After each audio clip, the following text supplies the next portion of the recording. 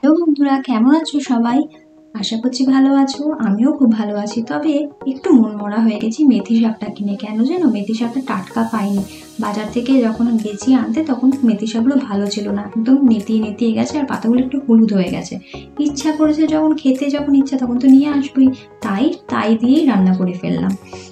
প্রথমে কড়াইতে একটু সর্ষের তেল দিয়ে গরম করে তাতে পেঁয়াজ শুকনো লঙ্কা ফোড়ন দিয়ে ভেজে নিচ্ছি লালচে লালচে করে। তারপরে তার মধ্যে দিয়ে নিয়েছি মিডিয়াম সাইজের দুটো আলু, মোটা আলু যেরকম আমরা আলু ভাজায় কাটি সেরকম দিয়ে, তার সাথে অল্প একটু বেগুন অ্যাড করেছিলাম, সেটা দিয়েও সেটা একটু মোটা মোটা কেটে 2-3 মিনিট একটু মাঝারি আঁচে ফ্রাই করে নিয়ে কালার চেঞ্জ হলে তার মধ্যে কুচিয়ে রাখা শাকটা দিয়ে দিয়েছি।